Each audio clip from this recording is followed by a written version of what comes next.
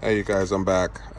So since I've gotten the Del Sol engine bay ready to roll, so I can drop it. I dropped the car off at the body shop. I just figure I'd put some attention to the engine. I'm gonna be fully rebuilding this bottom and top. The top's gonna have all skunk tube valve train, and the bottom, I'm still trying to decide on whether I'm going to go natural aspirator if I'm gonna go boost.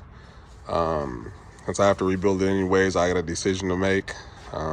It's a big difference in terms of components that I'll need, but I'm just gonna start to get this stuff taken apart so I can then remove the head from the blocks and take it all apart, and so I can go get it hot tanked and get it ported and polished head wise, and then by that time I should be able to decide whether I'm going to be going boost or NA. So yeah, I'm gonna get this valve cover off, the timing cover, get that crank pulley off. I gotta go get my tool. It's a specialized tool for it that I will come back and show you guys in a minute. But that's it. So I will check back with you guys in a second. All right, people, I'm back. So I got the valve cover valve cover off, kept all the bolts together, and nuts, and it doesn't look too bad in here. It looks pretty clean for the most part. I'm just gonna continue to take things apart, just to see how deep I get inside so I can furtherly see. But now that I've removed that off, I moved the top timing chain cover. I did make sure that I am at top dead center. As you can both see up, the marks to the left of each cam gear. And then at my crank, you can see it's right smack in the middle there to let me know that I'm at top dead center. Not that it matters because I'm gonna be taking it all apart anyways, but just so you guys can see, if you guys were just doing a timing belt change or anything like that, that's what you want to make sure that you're at top dead center. And before you put your belt and stuff back on, before you take it off, I'm sorry, to make sure that everything is top dead center when you take your belt off and put it back on. So I'm getting ready to take this crank pulley off. This is a specialty tool that you guys need. For those that know, it may be very difficult to get a crank pulley off, especially with the engine outside of the car. So the idea is that this is the tool here, and it pretty much holds the crank pulley in place. And you can use a 1/2-inch breaker bar or whatever you have, and then you get your 19, and then that's when you use another one, and then that's how you go on and you keep this one stable, and you go on and break the nut, the bolt, I mean. So I'm gonna do that, get that removed, so I can get the rest of this timing cover off, so then I can start breaking things down furtherly in the head and get this belt off, start loosening the tensioner and everything, so I can get everything apart. So I will check back with you guys in a bit. So as you can see, this is how I have it set up to take the crank pulley off. So I have my one bar from one of my jack stands used to hold my breaker bar, and that's just to give leverage to hit up against the floor. There's my tool inside. Then you have the hole, and then I have another 1/2-inch ratchet also with my other jack bar that I'll be able to break with. So essentially you'll have this leverage to go on and break it.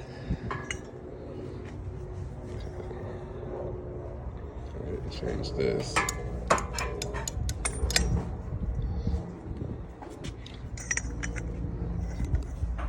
Make sure that's on there good. And then that's that.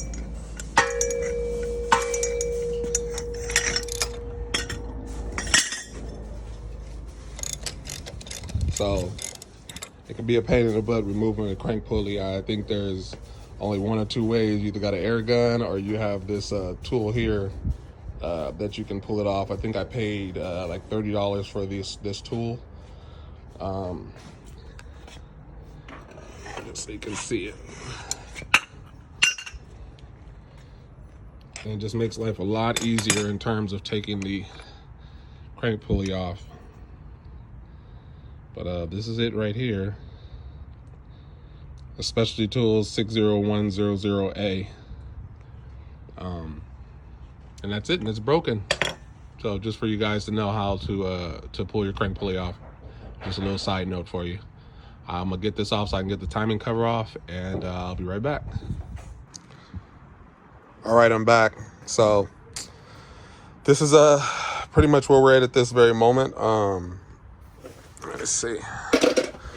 So after I left off, I took the valve cover off, and obviously the spark plug wires, and then all the nuts and bolts around the valve cover, got that off.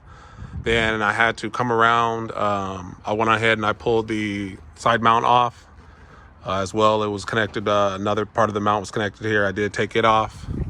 Of course, I got the crank pulley off, and there's a keyway that's right here that you do have to keep. So make sure you don't lose it. It's very small. And again, you can buy one, but why have to buy one if you can reuse the same one? So it will fall out as soon as you pull that crank, the crank pulley off. So just make sure you look out for that keyway so you can keep it together. I keep everything in little sandwich bags, and I keep them labeled. Like I said, I took the tensioner off, the tensioner spring. There was another timing cover that was right here that I had to pull off, that was on the back side of the cam gear itself. From there, let me see, came around to the top of the head. And as you can see, I have everything already dismantled itself for the most part. I have it broken down, the exhaust side, the intake side. Obviously, I have all my bolts in line the way they came off. This caps cover that's here, then I have the cam and cam gears along the side that they came off as well. Just try to keep organized as best as you can if you're going to be doing this. Like I said, I do label everything, and I will be bagging everything separately. Obviously, you have all your cam caps here, and then of course you have your intake side here, same way. So the next thing that I'm going to be doing is I have to pull these rockers off. It's a total of 8 different slots that they'll be in. And now that's done is there's these little dowel pins that stick up or whatever. You just got to pull them out. And then obviously I have to take a Allen key and pull these 2 off here. And then a rod will come out from each side. And that rod pretty much runs along the line of these rockers right here. So again, I will be keeping everything in order. Once I do that, then I'll be able to go in and work on the valve springs, and then at that point I'm going and pop the head off itself, and we will go from there. So I'll see you guys back in a bit. Okay, we're back. So as I stated, I had to pull these dowel pins out. They're threaded pins. So what you can do is just find a bolt. I was actually lucky enough to find a screw that fit within that area of it, and then you just pull it out. You just plop it right out. Obviously, those were the 2 Allen key studs that were both right here. And then this is that shaft that you have to pull out, the rocker arm shaft that runs along here. And then once you pull those dowel pins out, then you just go ahead and you can pull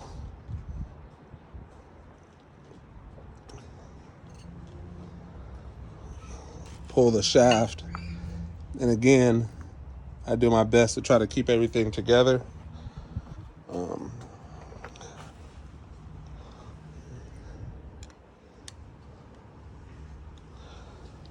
Take a flat screwdriver.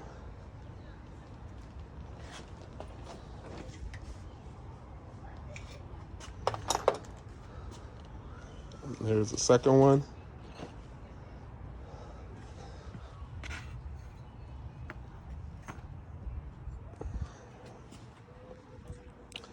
So then now I'm just going to pull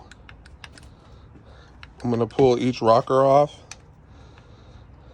Kind of hard to do it with one hand, as you want to keep them together. So you just have to pull them out.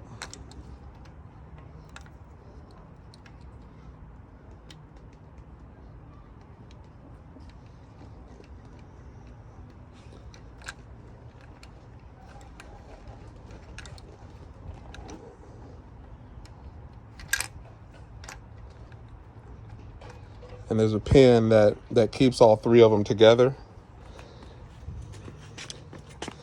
So you can see how they work.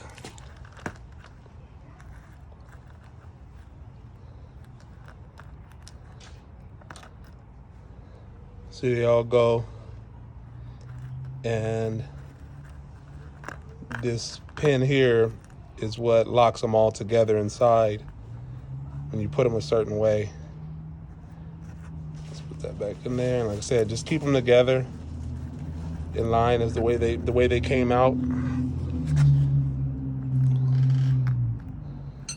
That way you know exactly how to put them back in. So that was just another update. My last thing that I'll end up doing is just going ahead and pulling the head bolts, as that'll be it. The head is already bare. Everything's already been removed off of it. Next thing will be the block, but right now that's pretty much left. So I'm going to remove the rest of these rockers, and then I'll be right back with you. All right, so I just busted the head bolts. They are on kind of tight, so you have to get a little power behind them. Don't worry, you'll hear that first click, and then it's just a matter of pressure from there. So I suggest you get, along with your 1/2-inch wrench or whatever ratchet you're gonna have, and a breaker bar. Again, I'm using the one from my jack stand. That always works best, assuming you have a jack stand and a nice heavy duty one. So I've already broken them already. I just take a set of needle nose. I go ahead and pull them out. And the head, after this, the head should be able to just come right off.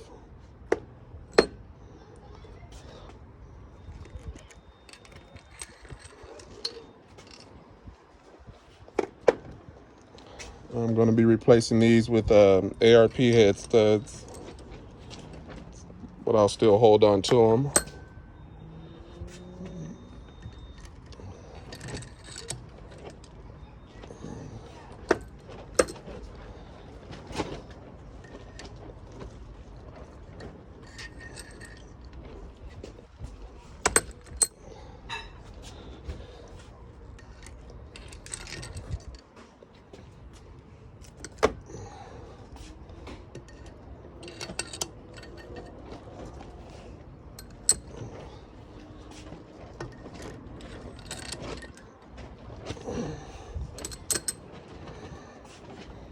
And last one. And the head should be loose at this point.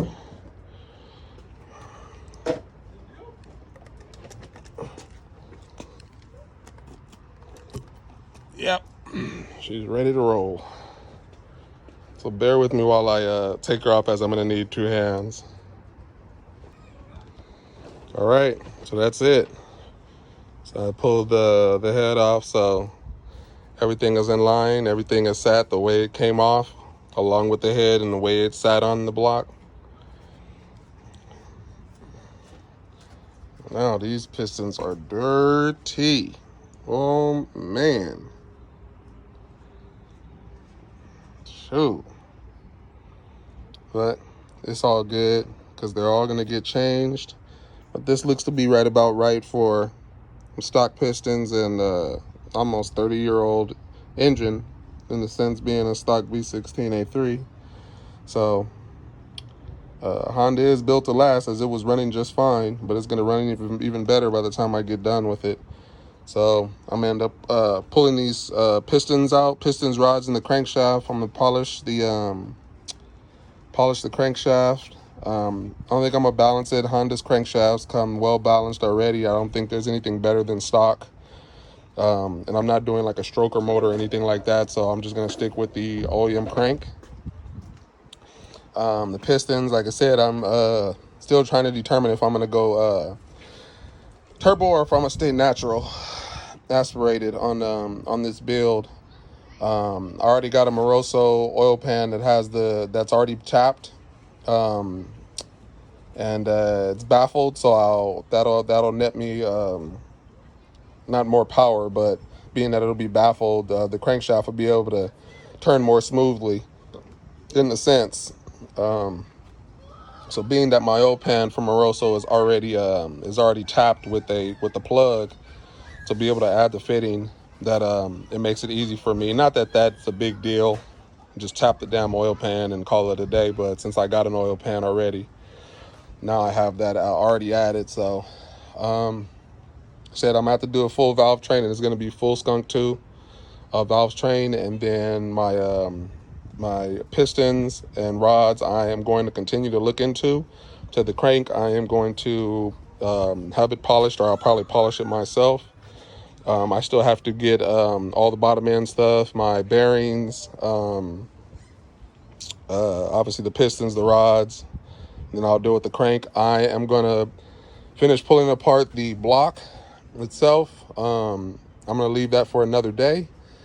And I already got new water pump. I got a Greddy timing belt already. I have a new replacement tensioner along with the spring. Let's see. I have my rear main seal gaskets already that I'll be replacing. I already have that kit. Here, I think I am going to be doing a catch